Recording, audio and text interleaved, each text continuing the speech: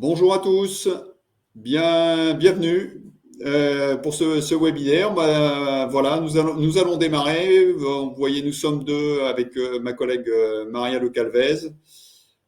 Voilà. Alors, donc aujourd'hui, le sujet qui nous réunit, c'est les enjeux du déménagement pour les CSE. Voilà. Alors, concernant ces CAFI, donc nous faisons des réalisations, des expertises à destination des CSE. Euh, Globalement, pour ces sujets, notamment les sujets de déménagement, on dispose d'un certain nombre d'équipes pluridisciplinaires pour travailler ces sujets-là notamment, et puis effectivement tous les sujets qui vont concerner la vie d'un CSE. Et ces CAFI, juste une petite précision, on est répartis sur le territoire.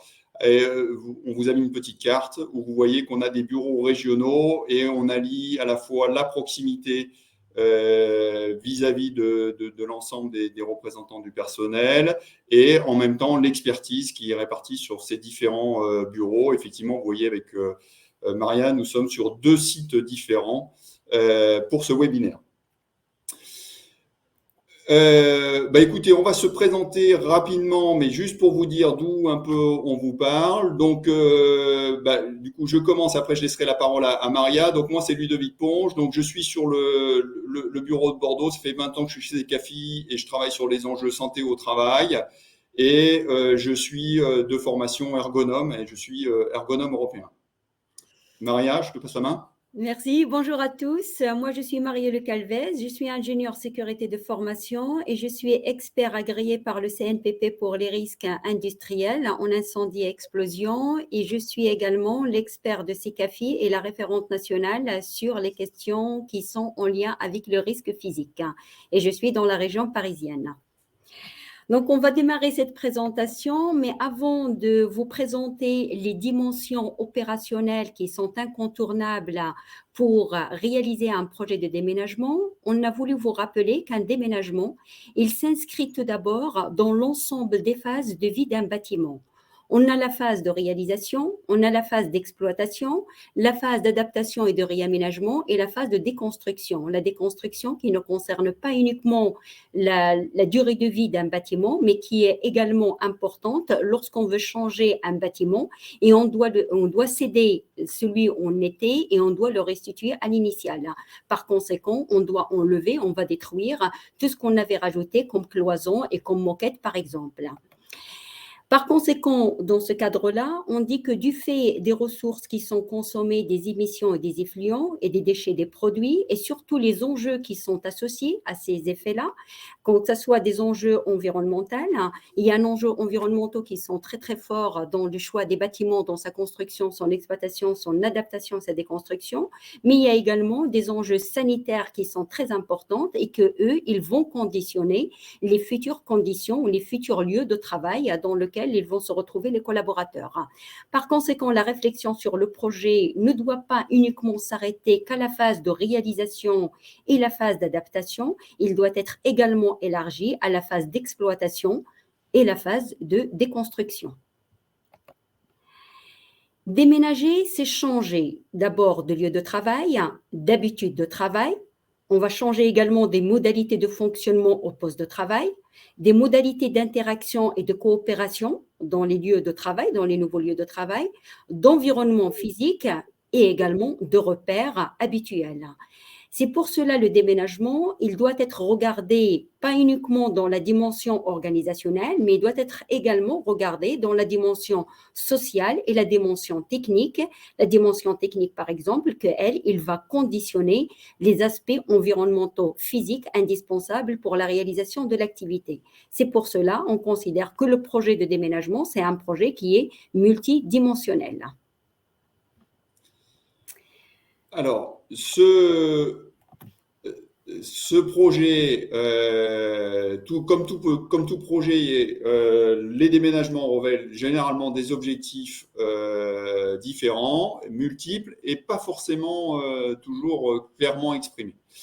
Donc là, on a rappelé que effectivement, le projet de déménagement, il y a des questions généralement économiques derrière, il y a des questions de stratégie d'entreprise, d'image, il y a des enjeux environnementaux dont d'ailleurs Maria et de sécurité dont Maria va parler, et puis il y a aussi tous les enjeux de changement organisationnel.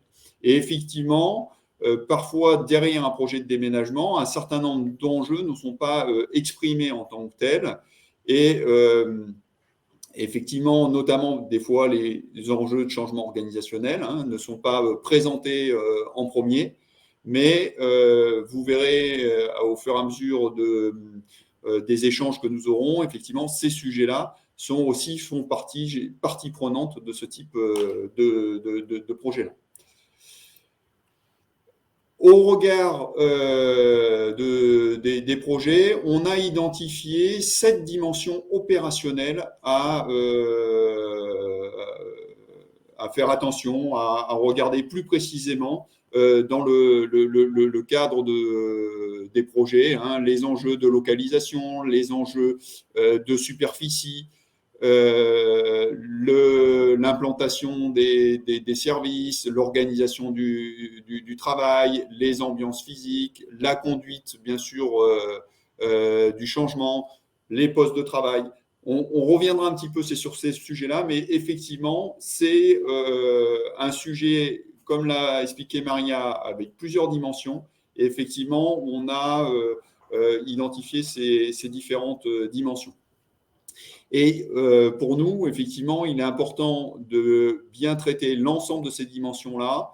Ces dimensions-là ont des impacts sur le travail, sur les risques potentiels qui doivent bien sûr être analysés sur ces différentes dimensions, que ce soit les aspects techniques, les aspects environnementaux.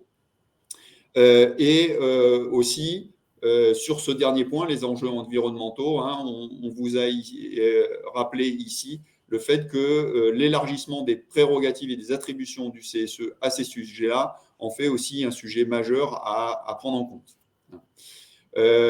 Petit point sur plus précisément ces sujets-là, il y a un autre webinaire qui sera organisé par CECAFI et notamment c'est Maria qui le réalisera, qui est prévu autour du mois de juin et la date sera communiquée ultérieurement. Donc, la première étape dans un déménagement ou si on prend un déménagement qu'on va changer le site, c'est le choix du site. Donc, il faut qu'on choisisse le site et là, on va être dans plusieurs configurations. Soit qu'on va changer le site vers un bâtiment qui est existant, c'est-à-dire un bâtiment qui a été déjà exploité. C'est pour ça la phase d'exploitation, elle est importante à en tenir compte. Soit qu'on va aller changer de site vers un bâtiment qui est neuf. Mais il arrive que parfois, le projet de déménagement, il n'est pas à déménager des lieux de travail, c'est uniquement un réaménagement dans le même site qui est occupé. Il y a une troisième configuration qui peut apparaître dans ce projet-là, c'est que lorsqu'on a un regroupement, donc là, ce n'est pas uniquement un déménagement d'une seule entité, c'est un regroupement de plusieurs entités sur un nouveau site ou sur un site qui existe et qui a déjà des salariés, c'est-à-dire il compte déjà des salariés de l'entreprise. Dans ce choix du site, ce qui va apparaître dans la partie bâtiment, il va apparaître les bâtiments, leur certification ou leur engagement vis-à-vis de l'environnement. Donc, ce sont des bâtiments qui vont présenter un passeport environnemental. Donc, le choix, il peut également se décider à dire on choisit des bâtiments qui présentent un passeport environnemental, c'est-à-dire qu'ils présentent des certifications. Il y a 3 types de certifications. Il y a une certification française qui est la certification HQE et on a 2 certifications anglo-saxonnes, la BREEAM et le LEED. En général, on trouve beaucoup de bâtiments certifiés HQE, mais ils rajoutent une certification BREEAM ou LEED. Très rare, on a également des bâtiments, mais ils sont un peu plus rares, où la certification elle est uniquement anglo-saxonne. Ces certifications, aujourd'hui, pour qu'ils donnent un niveau, un passeport à cet ouvrage, ils se font sur la base d'un certain nombre de cibles. Ces cibles, il y en a qui sont uniquement à destination environnementale pour répondre à l'environnement, les déchets, le recyclage des produits, la fin de vie du bâtiment et ce recyclage des produits, comment on peut le traiter, etc., la consommation. Mais Il y a des cibles qui ont également une focalisation sur les conditions de travail ou sur l'homme, on va dire. Ça va concerner le confort de l'usager, la personne qui va utiliser les locaux. Lorsqu'on compare les certifications entre eux, la certification HQE, c'est une certification dont la moitié des cibles, ils sont pour l'homme et la moitié sont pour la planète. Les deux certifications anglo-saxonnes, eux, le grand pourcentage, il est plutôt pour la planète que pour l'homme. Ces certifications, ils sont très importantes, soit, mais ils ne peuvent pas garantir les conditions de réalisation d'une activité dans les conditions réelles, donc dans sa façon réellement de son interaction. Donc, elles garantissent effectivement un environnement qui est sain, mais il reste quand même limité du fait qu'ils garantissent le bien-être physique uniquement. Donc, lorsqu'on va parler du physique, c'est les installations. On va ramener du rafraîchissement, on va ramener de l'air, on va mettre des installations, mais ça ne veut pas dire qu'on garantit les bonnes conditions et on garantit la qualité sanitaire par rapport à l'occupation d'un espace. Ces valeurs de référence, ils ne tiennent pas compte de l'activité réelle et des modèles d'espace de travail. On va revenir sur un exemple concret d'une centrale de traitement d'air qu'on doit dimensionner sans qu'on regarde, c'est-à-dire avec un regard très précis des modèles des espaces qui sont mis en place. Ils ne prennent pas en compte tout le volet social et le volet psychologique. Et on a vu tout à l'heure que le déménagement, l'aspect social, la dimension sociale, elle est importante. Sur le choix du site, il y a aussi tous les enjeux de mobilité qui sont importants. Les enjeux qui vont apparaître aussi sur la question des réaménagements, les enjeux liés à la coactivité, éventuellement à la mise en place d'un site de repli sur les réaménagements, notamment sur des sites occupés. Et effectivement, ça pose la question de l'accompagnement des salariés prévu par l'entreprise dans ces situations-là. Les impacts concernant la mobilité domicile-travail sont à prendre en compte sous plusieurs angles. L'angle de la qualité de vie au travail, les enjeux environnementaux, bilan carbone, les enjeux d'attractivité et de performance. Et on pourrait rajouter l'enjeu économique aussi pour les salariés. Clairement, il peut y avoir aussi des dépenses supplémentaires en lien avec un choix de localisation de site. On a rappelé ici, effectivement, ça sera un peu plus présenté, ce qu'on peut faire, parce que CECAFI, effectivement, a développé des outils justement pour analyser ces différents enjeux sur les impacts temps de trajet et les coûts associés pour les salariés. Concernant les risques professionnels associés à ce type de projet, on les a regroupés en 3 familles. On a regroupé les risques liés en lien avec les postes de travail, les risques liés en lien avec l'organisation et puis les risques liés à l'environnement. Ces risques-là, et c'est un peu ce qu'on va zoomer là maintenant, ils vont apparaître et les enjeux de prévention seront importants sur les différentes phases du projet. On a rappelé que le projet, il y a d'abord le choix du site. Ensuite, on va avoir un travail autour de ce qu'on appelle le macro-zoning. Le micro-zoning, donc il y avait un phénomène un peu d'entonnoir dans le travail sur les aménagements. Ensuite, avant de déménager, forcément, il y a du placement nominatif. Il faut positionner les personnes. Et puis, il y a toute la phase de déménagement physique qui a aussi lieu. Et donc, effectivement, c'est ce qu'on rappelle ici, le besoin d'anticiper, puisque les risques d'aujourd'hui, on rappelle que c'est les maladies professionnelles de demain.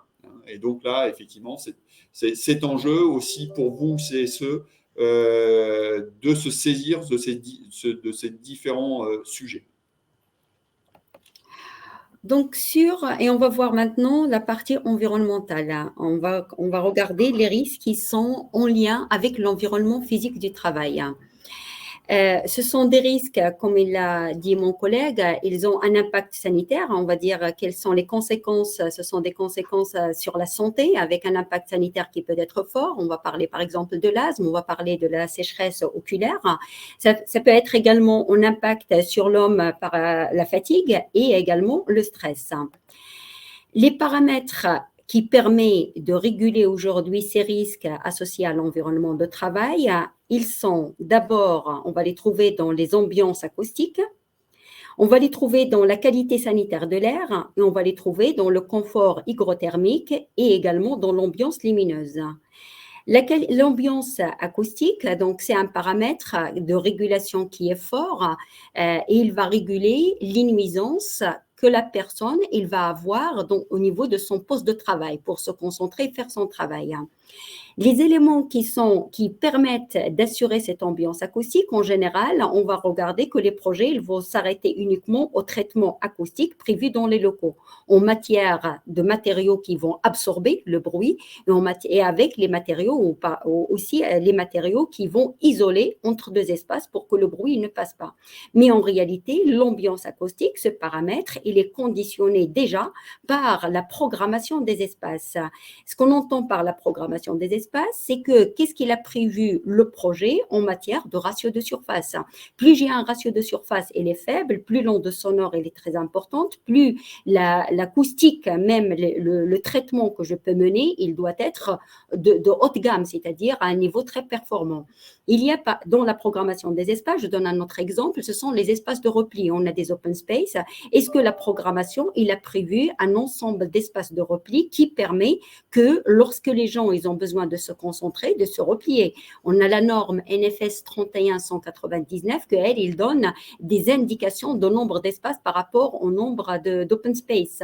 Les profils d'activité également, ils doivent être considérés dans l'aménagement des espaces. C'est-à-dire, est-ce que je vais mettre un profil collaborateur, collaboratif, c'est-à-dire il y a beaucoup d'interactions avec à côté d'un profil qui a besoin de se concentrer.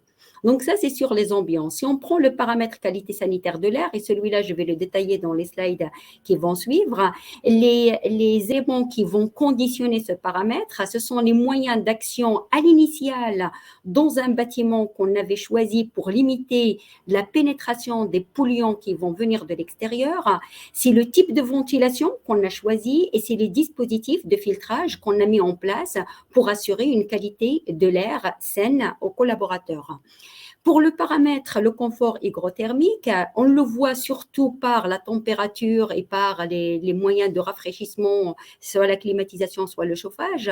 Mais en réalité, il y a des éléments qui le conditionnent à l'initial, dans le choix du bâtiment ou lorsqu'il va être construit. Ce sont dites les dispositions passives. Par exemple, on va rajouter des éléments dans l'ouvrage qui permet, comme les brise-soleil, qui vont permettre d'assurer, de couper, entre guillemets, un apport énergétique solaire au niveau des postes de travail. Ce sont les orientations, par exemple, des fenêtres. C'est l'emplacement, par exemple, des entrées d'air neuf dans des endroits qu'on va les mettre qui sont fraîches et qui vont ramener la fraîcheur dans le local. C'est un tas de dispositions architecturaux dès le départ qui doivent être réfléchies. Plus la température de consigne et la température ambiante et l'implantation des espaces. Donc, l'implantation des espaces, et là, on va parler de tout ce qui est effet de parois froides. Il arrive qu'il y a des espaces de travail où malheureusement, on va les mettre dans des endroits où on a des parois qui sont très froides par rapport à la construction initiale, c'est-à-dire on a des phénomènes de déperdition ou de résistance thermique qui ne sont pas vraiment optimales. Par conséquent, la paroi, elle est froide, elle est comme ça. Et donc, l'implantation des espaces de travail, il ne va pas en tenir compte. En plus des parois froides, il peut y avoir également un autre élément, une autre installation qui peut effectivement reconditionner et malheureusement agir positivement ou négativement sur le confort hygrothermique. Ce sont les vitesses de soufflage. Et donc là, ça va dépendre du choix de l'appareil de ventilation, mais surtout de son terminal qui va souffler l'air au niveau du poste de travail. Sur les ambiances lumineuses, les paramètres qui sont également importants et qui conditionnent une bonne ambiance lumineuse, dès le départ, c'est la configuration de local. Donc, effectivement, on a les fenêtres, mais il faut savoir que la fenêtre, il faut la voir dans une profondeur d'un local et il faut la voir dans la largeur, combien le pourcentage de largeur des ouvrants dans la largeur de façade. Est-ce que j'ai 90% des ouvrants dans la façade ou j'ai 40%, ce n'est pas la même chose. L'environnement extérieur, il joue également un rôle important dans le choix d'un bâtiment. Lorsque j'ai l'environnement extérieur, c'est les masques. Lorsque j'ai mon bâtiment, avec plusieurs bâtiments qui l'entourent, je sais que j'aurai moins d'éclairage et moins d'apport d'énergie, surtout l'hiver si j'ai besoin d'un peu de soleil. Et après, ils vont arriver, la partie des matériaux qu'on va mettre, c'est le choix à l'intérieur des matériaux qu'on mettra, qui vont assurer encore davantage ce paramètre et qui soit un paramètre favorable pour les bonnes conditions de travail. C'est tout ce qui est réflexion, les matériaux qui vont réfléchir ou les couleurs qui vont réfléchir et la transmission, si on met un vitrage et on veut que la lumière, il rentre jusqu'aux profondeurs les plus éloignées de la façade. Donc, c'est le paramètre, le confort hygrothermique, je rappelle qu'il va y avoir un webinaire, on l'approfondira, on l'a pas fait, on a choisi l'aérolique qu'on va approfondir après cette slide-là, mais le paramètre hygrothermique, il sera approfondi dans un webinaire prévu en avril 2023, qui sera animé par moi-même, c'est les espaces de travail et sobriété énergétique. Donc là, je vais vous détailler la partie qualité sanitaire de l'air. Juste avant de la détailler, ce qu'on voulait dire, ce que je viens d'expliquer, c'est qu'on parle des configurations des dispositions passives, on parle des moyens d'action pour limiter, etc. à l'initiale. Ça implique que ces paramètres ne doivent pas uniquement être regardés que dans la phase macrozonine ou microzonine, ils doivent être regardés dès le choix du site. Un zoom sur la qualité sanitaire de l'air. Une personne, il respire 12 000 litres d'air propre en 8 heures. Lorsqu'on dit ça, on a deux conditions qui apparaissent. Pour qu'on arrive à respirer cet air-là, il faut qu'on ait une quantité d'air, c'est le débit, et il faut que cet air-là soit de qualité. Le Code du travail, dans son article 4222-6, il a donné le débit qui doit être dans les locaux de travail, il doit être de 25 mètres cubes dans les bureaux et de 30 mètres cubes dans les salles de réunion.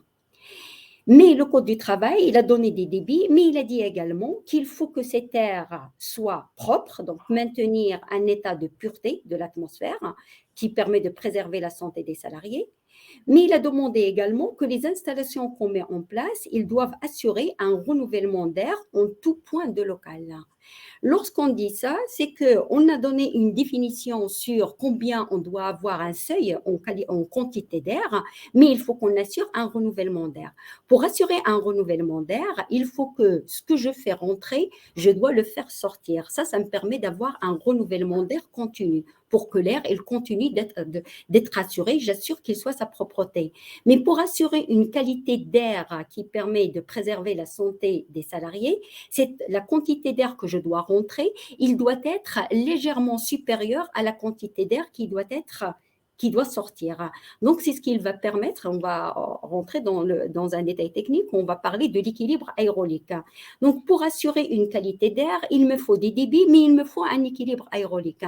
Lorsqu'on parle de la qualité d'air, on va dire, mais d'où est-ce qu'il vient la pollution? En général, ça se résume, beaucoup, ils considèrent que la pollution ne vient que de l'extérieur. Eh bien non, on a également la pollution qui est interne, qui va venir des produits d'ameublement, des produits de décoration, qui vont relarguer, donc vous avez entendu de formaldéhyde, qui est un produit CMR, c'est-à-dire cancérigène, méthagène, aéroprotoxique. Ce CMR, malheureusement, lorsqu'il est dans des parois qui est en forte concentration, il peut être relargué dans les lieux de travail. Parmi les éléments qui vont jouer également sur la pollution interne, c'est le type de ventilation, et on va en parler tout à l'heure de recyclage. Lorsque j'ai une ventilation qui va recycler l'air, par conséquent, je recycle un air qui est vicié, qui doit sortir, mais que je le recycle en interne pour apporter encore de l'air à l'intérieur et surtout les calories.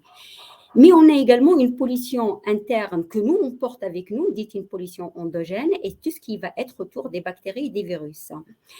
La pollution externe, elle, il va venir du sol. Ça peut venir, il y a des sols, malheureusement, qu'on a construit des bâtiments sur des anciens et sur une ancienne pollution, et on a des poches de benzène qui sont bloquées quelque part, et par conséquent, bon, ils vont continuer à faire des émanations. Ça peut venir de l'air extérieur. L'air extérieur, par exemple, si je suis près des installations, près d'un trafic routier, c'est un air extérieur qui peut être très chargé. Et il y a également la pollution externe qui peut être le radon. Le radon, on a aujourd'hui une cartographie. Votre bureau, vos locaux de travail, ils peuvent être dans une zone qui est cartographiée comme quoi à forte concentration de radon. Donc, la qualité sanitaire de l'air, il dépend des paramètres chimiques, c'est-à-dire les COV. On a parlé des composés organiques volatiles, c'est des exemples. Dans ces composés organiques volatiles, on a le benzène qui est cancérigène et qu'on peut les trouver dans tout ce qui est matériaux intérieurs et qui peuvent être en contact avec l'air intérieur et par conséquent dans les conditions de travail.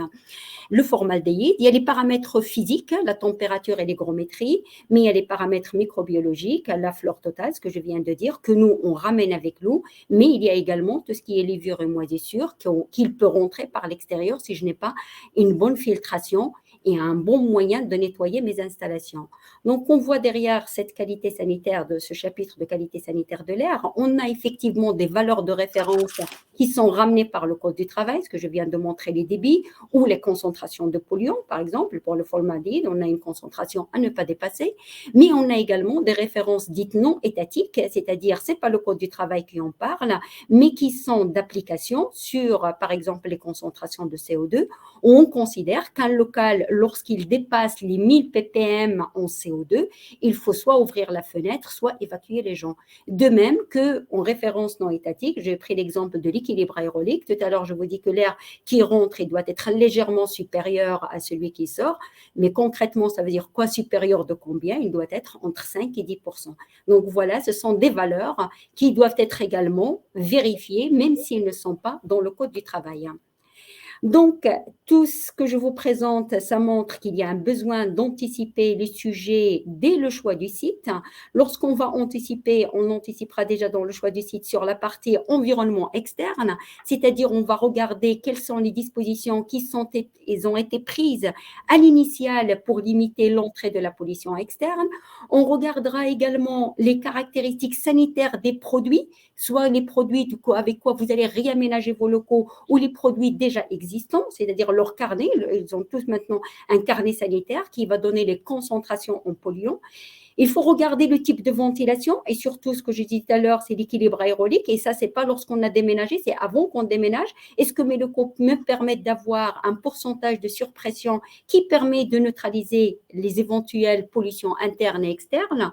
Le mode de récupération de l'énergie, donc c'est ce qu'on a parlé tout à l'heure, le recyclage. Lorsque j'ai un recyclage avec de l'air, c'est-à-dire je mélange l'air qui sort avec l'air qui rentre et je le réinjecte dans les bureaux, là je suis sûre que je transfère encore la pollution. Donc par conséquent, il y a des règles particulières. On peut fonctionner comme ça, mais il faut le savoir, il faut en définir les règles et par conséquent, ce qui va suivre, c'est le microzoning, comment je dois le dessiner. Les classes des filtres, de quelle classe j'en dispose. Les dispositifs de propreté et d'hygiène. J'ai un appareil, il devient sale au bout d'un moment. Mais si je ne peux pas en avoir l'accès, si je n'ai pas prévu, et si à l'initial n'a pas prévu d'être nettoyé, ben vous allez le récupérer pendant des années et vous allez en garder, entre guillemets, sa saleté. C'est-à-dire vous allez l'accumuler encore de plus en plus. Et le dernier élément, il y a également le mode de régulation et d'exploitation. Comment ces appareils, ils me permettent de réguler et comment je pourrais les exploiter hors période d'occupation, mais également en période d'occupation. Ce qui conditionne également, on va dire, ce paramètre, conditionne le paramètre et qui permet d'assurer la qualité sanitaire des locaux. Merci Maria. Alors, maintenant, on va zoomer sur les enjeux, les paramètres de régulation en lien avec l'organisation et les postes de travail. Donc, au fil du déroulement du projet, il y a plusieurs sujets qui vont apparaître. Un des premiers sujets, c'est les surfaces totales, c'est-à-dire au démarrage du projet, notamment choix d'un site, c'est savoir quelles sont les surfaces qui vont être attribuées aux réunions, à la restauration, aux postes de travail, aux locaux annexes, et aussi bien s'interroger sur le recensement des besoins tel qu'il a été fait. Et ça fait écho un petit peu à ce qu'on disait tout à l'heure sur les objectifs explicites ou implicites d'un projet. Effectivement, on peut avoir un objectif de réduction des surfaces qui n'est pas explicite dès le lancement du projet et que, par contre, il va apparaître plus tardivement dans le projet.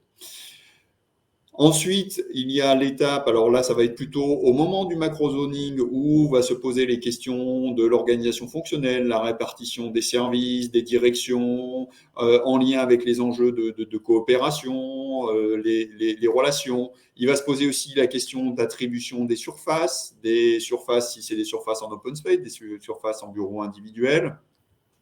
Et puis, toute la question des espaces communs. Il n'est pas... on a déjà eu des cas où, par exemple, la question des espaces communs est venue petit à petit empiéter sur les espaces réservés aux postes de travail. Ensuite, dans l'aspect plus micro-zoning, on va retrouver donc, les enjeux liés plutôt à des fonctionnements des services, ou intra- ou interservices. Les points de vigilance et les enjeux vont être en lien avec la coactivité, en lien avec l'aménagement des espaces eux-mêmes, les espaces de repli disponibles, l'aménagement par rapport à la lumière naturelle, par rapport à la circulation. Voilà, tous ces sujets-là vont se poser. Alors, au démarrage, effectivement, ils vont commencer dès le macro-zoning et puis ils vont s'en poser de manière forte au moment du micro-zoning. Ce qui me permet de répondre déjà à une question du chat, c'est de dire qu'effectivement, qu'on soit en open space ou en flex, la question du micro-zoning reste entière, puisque effectivement, là, on va toucher l'aménagement de l'ensemble des espaces. Ce qui pourra peut-être un tout petit peu jouer, c'est le dernier point qui concerne l'adaptation aux situations plus individuelles. Alors, la question va rester prégnante, mais elle ne va pas se poser de la même façon que si on avait des bureaux individuels, bien sûr. Avec le besoin, là, important de prendre en compte chaque activité de travail. Et là, effectivement, on peut avoir des vrais problèmes sur de la mise en place et l'attribution de postes de travail entre deux activités qui seraient incompatibles, du téléphone et de la concentration d'un côté, par exemple. Tous les matériels spécifiques dont ont besoin les utilisateurs à leur poste de travail. Donc, ça pose des questions aussi. Effectivement, parfois, on met du bureau standard, mais effectivement, il y a des métiers qui ont besoin de matériel spécifique. Et donc, comment on fait dans ce cas-là? Et puis, bien sûr, la prise en compte des besoins individuels. Alors, on pense assez rapidement aux questions de handicap, mais ça peut être d'autres types de besoins aussi qui seront nécessaires à regarder dans ces différentes étapes. On a fait un petit zoom donc, sur la question du flex office, avec la question pour nous qui est centrale sur ça, c'est la prise en compte, quelle prise en compte de l'activité, puisque, et vous avez peut-être pu le noter dans le descriptif que j'ai fait avant, la question c'est effectivement, on est dans des locaux de travail pour réaliser une activité et donc il faut que les aménagements permettent de réaliser cette activité-là, tant en termes de performance que de confort. Et il ne faut jamais oublier que les conditions de travail, c'est aussi de la performance. Et donc là, il faut tenir compte de tout ça. Donc effectivement, le flex aujourd'hui, c'est une nouvelle façon de travailler. Ça se développe. Là, ça permet la mise en place du télétravail. Parfois, du coup, une meilleure articulation vie pro, vie perso, avec quand même des enjeux derrière des questions d'isolement qui peuvent se poser, il ne faut pas oublier. Généralement, c'est une nouvelle façon de travailler parce qu'on va se déplacer dans les espaces, donc ça permet plus de déplacement. Alors effectivement, on est moins assis à son poste de travail, donc ça peut être intéressant parfois, mais ça pose un certain nombre de questions côté contraintes, j'y reviens juste après. Et puis, effectivement, les nouvelles façons de travailler, c'est qu'on veut développer les modes coopératifs, la collaboration, ainsi de suite.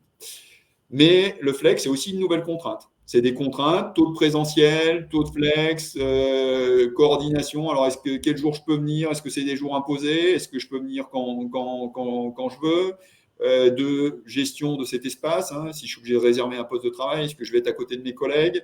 La question de la promiscuité et de la nuisance sur des activités qui pourraient être incompatibles, mais comme on n'a pas forcément tant de latitude que ça pour trouver un poste de travail, et ben, du coup, comment il est adapté à mon activité? C'est les questions de dépersonnalisation, parce que pour le coup, du coup, j'ai plus de postes attribués. Et puis, effectivement, toutes les questions de coactivité et parfois, effectivement, un isolement qui peut, y compris, exister sur ce type d'aménagement-là, parce que ben, je suis éloigné de mon équipe et tous les enjeux aussi d'apprentissage qui peuvent se poser derrière. Et effectivement, le point important pour nous, c'est que ce passage en nouveau mode d'organisation, ça nécessite des nouveaux besoins en termes de régulation du management, de gestion des activités, d'anticipation d'un certain nombre de sujets. Et là, effectivement, donc ça, c'est plus sur l'organisation. Et on a aussi souhaité mettre un point de vigilance aussi, puisque il y a des liens, et il est important aussi de faire les liens entre l'organisation et l'environnement. Hein. Et effectivement, le taux de présence, le taux de flex office ben, peut avoir et peut être modifié en fonction aussi de l'exploitation du bâtiment et des installations techniques. Maria, je peux peut-être te laisser la main pour… Oui, effectivement, en fait, dans ce mode d'organisation, merci Ludo, dans ce mode d'organisation, on regarde toujours que le taux de flex office, et on regarde le taux de présence pour analyser l'occupation réelle des espaces. Mais en réalité, il y a un autre taux qu'il faut être vigilant et qu'on le trouve très, très souvent dans les expertises, c'est le taux d'exploitation des installations qui va conditionner, parce qu'il faut savoir que les installations, c'est eux qui vont conditionner combien de personnes on doit avoir dans un local là, et pas plus et pas moins.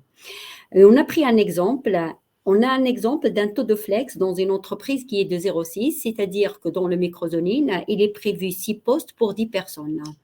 Ce cas-là, il est valable lorsque j'ai des installations qui permettent d'assurer, on prend l'exemple de l'air, j'ai une installation qui permet de donner l'air à 25 mètres cubes pour les 6 personnes, pour les 6 postes. Mais il arrive que j'ai des installations qui ne peuvent pas donner à 100% de l'air à tout le monde, à 6 postes. Ils ne peuvent le donner qu'à 85%. Par conséquent, si j'ai une exploitation de bâtiment qui est qu'à 85%, ce qui va se passer, c'est que je vais dessiner 6 postes pour dire que j'ai un flex de 0,6, mais en réalité, je ne pouvais donner de l'air qu'à 5 postes. Et j'aurai un poste qui va être un poste non conforme. En général, lorsqu'on arrive dans ces situations-là, dire dans un projet de déménagement, attention, votre taux de flex, il n'est pas de 0,6, mais il est encore plus faible. Par contre, parce que votre taux d'exploitation, il est de temps, il n'est pas à 100%, il est de 80, 85, la moyenne qu'on trouve, c'est 80%. Par conséquent, aujourd'hui, votre taux, ceux qui dessinent le projet, ils vont répondre qui portent le projet, ils vont dire oui, mais on va les mettre comme un poste de passage. Même un poste de passage, lorsqu'il est occupé, il a le droit d'avoir de l'air. Donc, par conséquent, soyez vigilants par rapport à ça. On aborde le taux de flex, le taux de présence, mais il y a également le taux d'exploitation des installations techniques que lui, c'est-à-dire ce taux-là, il conditionne vraiment le pourcentage d'occupation réelle qu'on doit avoir dans les locaux. On le trouvera également pour le risque incendie. Voilà. Et puis, le point important, c'est on est sur un projet de déménagement. Et donc, on est dans le cadre d'un projet. Donc, un projet, ça a plusieurs phases. Hein. Donc, là, on les a rappelées sur les phases sur lesquelles on intervient en termes d'aménagement. Et effectivement, les différentes phases de ce projet, hein, on les a rappelées, hein, qui sont par l'avant-projet sommaire, l'avant-projet détaillé, et ainsi de suite. Tous ces éléments-là, c'est des éléments que vous allez retrouver aussi sur les cartouches des plans qui vous sont fournis. Et effectivement, ça, c'est un point important. C'est-à-dire que quand on travaille un projet d'aménagement, on travaille à partir des plans et des vrais plans et des plans à côté. C'est que comme ça qu'on peut arriver à regarder. Et le point important à retenir sur ce phasage, c'est qu'on pense toujours à un phasage un peu linéaire dans le temps. C'est-à-dire que comme si les étapes s'enchaînaient et n'avaient pas d'interférence entre elles. Alors même que ce que on a montré, et la recherche a montré sur les différents projets d'aménagement, c'est que, en fin de compte, les phases sont interactives, hein, et donc il y a de l'itération entre les différentes phases, et y compris dans les projets de déménagement, y compris dans la réalisation. C'est-à-dire que quand vous êtes dans l'exécution, il y a un certain nombre de décisions d'arbitrage qui vont être faites au fil de l'eau. Et effectivement, là aussi, ça nécessite de suivre et d'avoir un certain nombre d'informations autour de ça. Et puis, le deuxième point important sur les projets, c'est qu'au fur et à mesure où le temps avance des projets, effectivement, ça permet on a de meilleures connaissances de plus en plus fines du projet. Hein, par exemple, vous voyez, typiquement, on parle d'avant-projet sommaire, hein, et puis d'avant-projet détaillé. Donc, à un moment, on a un niveau de détail qui nous est donné. Mais plus on avance aussi dans le temps, il ne faut pas oublier que généralement, ça fige et qu'il y a des effets cliqués qui se mettent en place et que la marge de manœuvre diminue. Et effectivement, ça pose des questions sur la capacité du CSE, des représentants du personnel à pouvoir discuter, porter l'usage de leurs collègues au sein du projet. Hein. Et c'est pour ça que nous, ce qu'on préconise, hein, c'est qu'au lancement d'un projet de déménagement, il est important de négocier le calendrier de la remise des informations, comment les représentants du personnel et les salariés vont participer, le calendrier des différentes étapes d'information, consultation des instances. Hein, j'ai vu que dans le fil, effectivement, il y a des questions autour de comment être informé, consulté. Et effectivement, ces questions-là, effectivement, il est bien de les poser dès que vous avez connaissance de ce projet et d'avoir les différentes étapes du projet en information, consultation. Et on finit cette présentation par rappeler les droits du CSE et le recours à l'expertise. Donc, l'article L2312-8 du Code de travail, il accorde des prérogatives au CSE qui doit être spécifiquement consulté chaque fois que l'entreprise prend une décision qui a un impact important sur les conditions de travail. Et aujourd'hui, ils ont été également élargis à l'environnement. Cela peut résulter d'un changement de procédé, d'un déménagement ou tout autre changement important de l'organisation. Donc, le point de vigilance, effectivement, aujourd'hui, qu'on vous met, c'est que les expertises légales sur les projets importants, ils sont supportés pour partie par l'employeur à 80% et pour l'autre partie, c'est du budget de fonctionnement par le CSE, donc à 20%. Mais le coût de l'expertise, il incombe à 100% à l'employeur lorsque le budget de fonctionnement et de CSE, il est insuffisant pour couvrir les 20%. Et s'il n'a pas donné lieu à un transfert d'excédent annuel de budget destiné aux activités sociales et culturelles au cours des 3 précédentes années. Donc voilà, donc cette slide, c'est pour rappeler vos droits par rapport au recours à l'expertise et qui permet effectivement une expertise qui permet de vous accompagner dans l'analyse du projet depuis sa première phase jusqu'à la phase de déménagement. Voilà. Bon, ici, c'était pour vous rappeler qu'effectivement, on peut vous accompagner et il ne faut pas hésiter à nous contacter, hein, le cas échéant. Là, de la même manière, on va répondre à quelques questions du chat, mais on ne pourra pas répondre forcément à toutes les questions. Hein, et effectivement, il ne faudra pas hésiter à nous contacter au besoin. Voilà, donc on vous remercie de votre attention sur cette présentation.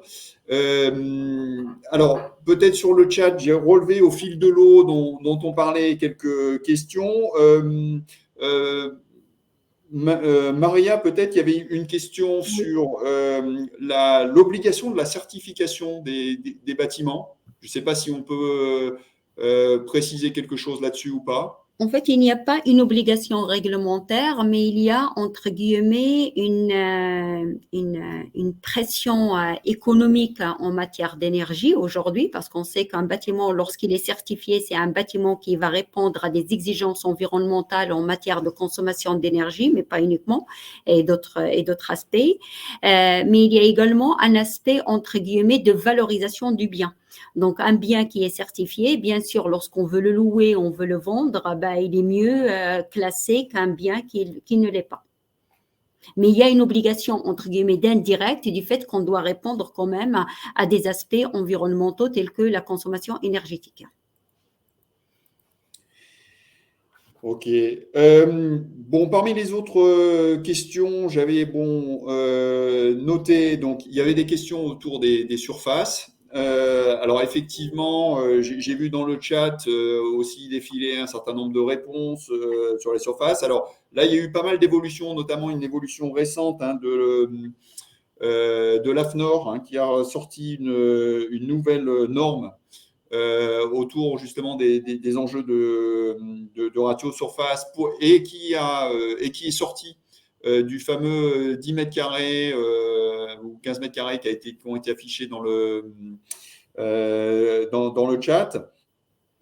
Effectivement, ces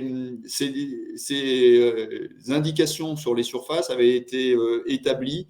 Alors, il y avait déjà longtemps et c'était donné un indicateur, mais souvent c'était aussi pour du bureau individuel.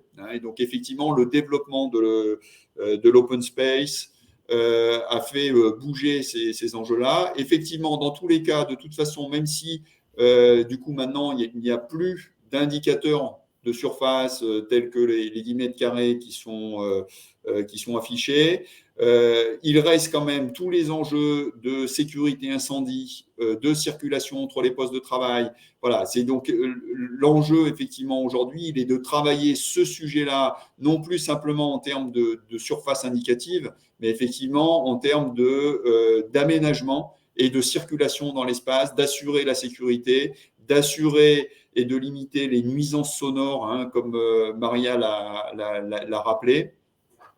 Et donc, vous n'allez plus avoir d'indicateur. Et puis, il faut aussi des fois se méfier de cet indicateur-là, des fois où on donne un taux moyen dans un bâtiment, parce que ce que nous on a observé, c'est que suivant les aménagements, suivant la répartition des services, vous pouvez avoir des services où eux, ils vont être plutôt en bureau individuel, donc ils vont avoir des bureaux avec 12 mètres carrés par personne, ainsi de suite. Et puis des services qui, eux, sont en open space, qui ont beaucoup moins de surface, sachant qu'il ne faut pas oublier que souvent aussi, les espaces de repli viennent prendre sur cette surface-là, et ainsi de suite. Donc, d'où l'intérêt de bien regarder le projet, d'avoir des plans cotés et de faire une vraie analyse en fonction de l'activité de travail des équipes.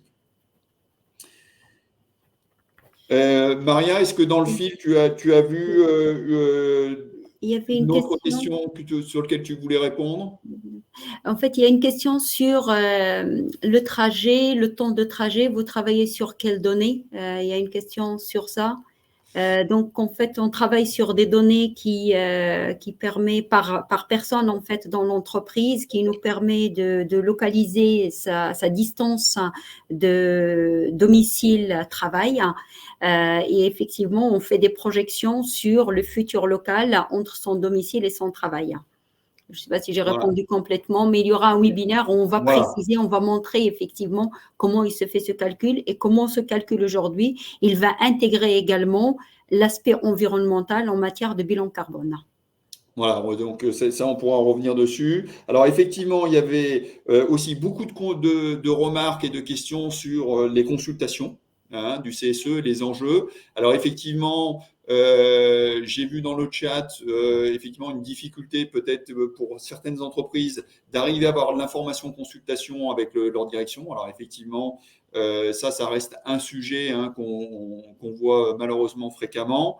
La réponse qui a été donnée dans le chat, effectivement, c'est d'acter le fait que effectivement, le passage en mode flex implique un changement du point de vue des conditions de travail des salariés et à ce titre-là, nécessite une information consultation du CSE. Et effectivement, on l'a un peu rappelé, tous les enjeux, les nouveaux enjeux de régulation qui se posent derrière la mise en place de ce type d'aménagement sont importants et effectivement font pleinement partie des prérogatives de l'instance. Alors, ça ne résout pas effectivement la possibilité d'une direction d'essayer de ne pas informer, consulter. Mais là, effectivement, bon, j'ai vu que vous avez échangé des trucs et astuces sur l'appel à l'inspection du travail, et effectivement, de matérialiser et de démontrer un certain nombre d'enjeux autour des changements de conditions de travail. D'où aussi, alors peut-être que je le rappelle, hein, mais ce qu'on disait aussi, c'est de bien, en amont du projet, dès que vous avez l'information, c'est effectivement de négocier l'information consultation sur les différentes étapes, parce qu'effectivement, il peut y avoir aussi des stratégies de consulter une seule fois le CSE sur un principe de déménagement, et considérant qu'il a donné un avis, ne plus revenir vers lui pour les différents enjeux, les différentes étapes et les enjeux de changement d'organisation qui n'ont peut-être pas été affichés au début et qui vont s'afficher après, hein. Et donc là, effectivement, d'où la prudence et la nécessité de bien clarifier sur quoi vous êtes consulté au lancement du projet, et être vigilant tout au long du projet, puisqu'on voit bien que le projet peut évoluer, hein. Au départ, on vous dit, bah voilà, tout le monde aura un bureau individuel, et puis après, il y a une décision, un changement de direction, et on décide de faire de l'open space, voire du flex office. Voilà. Et puis, peut-être sur le sujet, le dernier point, effectivement, c'est les enjeux d'articulation avec le télétravail. On en a peu parlé, mais effectivement, c'est un enjeu aujourd'hui des projets de déménagement. Souvent, on peut avoir aussi des nouveaux aménagements qui, entre guillemets, imposent le télétravail aux équipes, alors même que, effectivement, certains salariés pourraient faire le choix de décider de ne pas faire de télétravail, mais l'aménagement les contraignant, ils se voient dans l'obligation d'en faire. Et effectivement, là, ça peut être un sujet, effectivement, aussi à travailler en termes d'instances, notamment de CSE. Est-ce que sur les aspects… Il y avait une question sur les aspects acoustiques. Ouais, voilà. Sur un dispositif, le dispositif qui permet d'émettre un bruit de fond, ce sont des dispositifs qui existent effectivement et qui sont proposés par des acousticiens. Le retour qu'on a sur ce dispositif, ces équipements, c'est que effectivement, ça permet de couvrir le bruit ambiant de façon que j'entends pas ce qu'il dit le collègue parce qu'il y a un bruit de fond. Mais son problème, c'est que les gens, ils ont quand même, c'est-à-dire il est considéré comme nuisant à la fin de la journée, parce qu'à la fin de la journée, certaines personnes, ils disent j'ai ce bruit-là dans la tête, il me reste dans la tête. Donc, ce qui n'est pas normal. Donc, il n'est pas fort en décibels, parce que j'ai vu quelqu'un qui a dit attention aux oreilles, et les décibels, pour qu'on arrive à détruire les tympans, c'est à 80 décibels. On n'est pas dans ça. On est sur un bruit qui est dans les 50 décibels, hein, qui est 50-55, je pense, mais il est quand même assez prenant dans le sens où on est dans une ambiance où on entend toujours la même chose. Voilà. Donc, voilà le retour que nous, on a.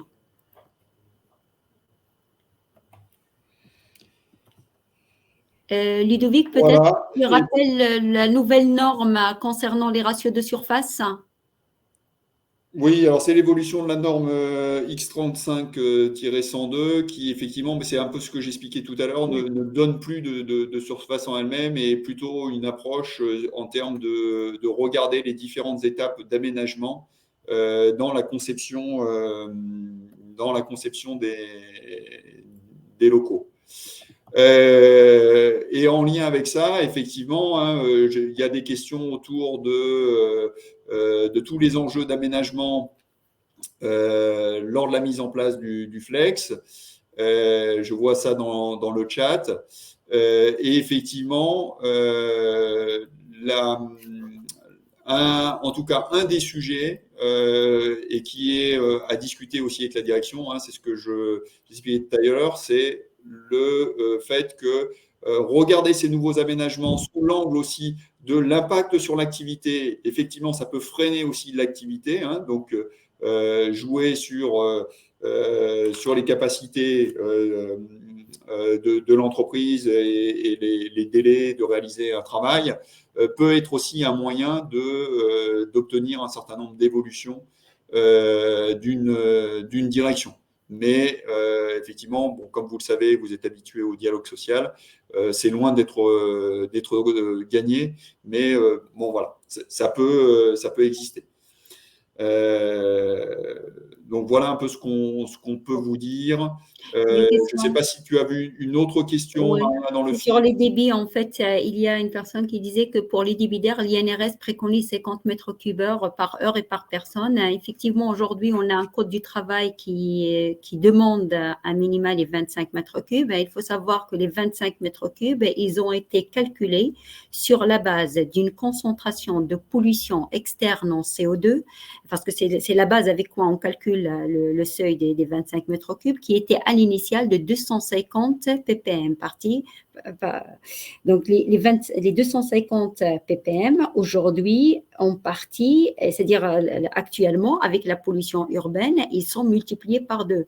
Effectivement, le débit à 25 mètres cubes, il n'est plus suffisant. Et on a aujourd'hui, après le Covid, l'INRS, il a même publié un tableau dans lequel il affiche clairement que la France, on est parmi les pays, c'est-à-dire on est les derniers avant la Pologne, où on a un débit qui est très, très faible. Et je confirme effectivement les débits, mais sachez qu'il y a une révision qui va être faite sur ces débits-là qui vont augmenter. Mais déjà, dans un premier temps, il faut qu'on ait les 25 mètres cubes. Dans un projet de déménagement, on essaye d'obtenir les 25 mètres cubes. Voilà. Écoutez, je vois qu'on arrive bientôt à la fin voilà, il y avait une dernière question sur les informations consultations, notamment sur les informations des représentants de proximité lorsqu'il y a plusieurs sites. Écoutez, en fin de compte, en réalité, l'information consultation, c'est au niveau du CSE, mais effectivement, il peut aussi y avoir des accords de dialogue social. Et donc là, effectivement, c'est plus un cas particulier et on ne pourra pas y répondre comme ça. Mais effectivement, les accords de dialogue social peuvent aussi prévoir l'implication, alors voir comment peut se faire ces implications, mais des représentants de proximité sur ce type de projet-là quand il y a plusieurs sites. Donc là, effectivement, il faut se retourner de notre point de vue en lien avec votre CSE, de la même manière comme quand la commission SSCT a été évoquée dans le chat, effectivement, l'articulation entre la commission SSCT et ses travaux, peut-être le suivi du projet qu'elle fait, et puis les avis que doivent donner le CSE. Effectivement, là, il y a des enjeux d'articulation aussi à mettre en œuvre au sein des instances représentatives du personnel.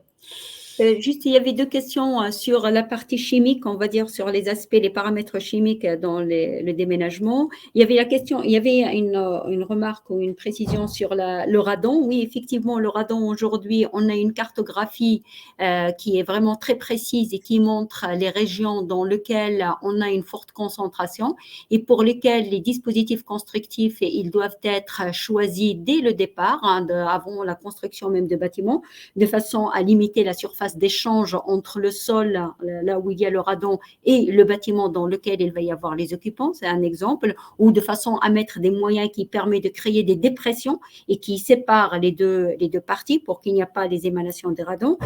Sur la moquette, il y a avec le mobilier qui est tout neuf, la peinture, etc. Oui, malgré que c'est pas parce qu'ils vont vieillir qu'ils vont relarguer relarguer les produits chimiques qui les constituent. En fait, le relargage, ça peut être même dans un matériau qui est neuf.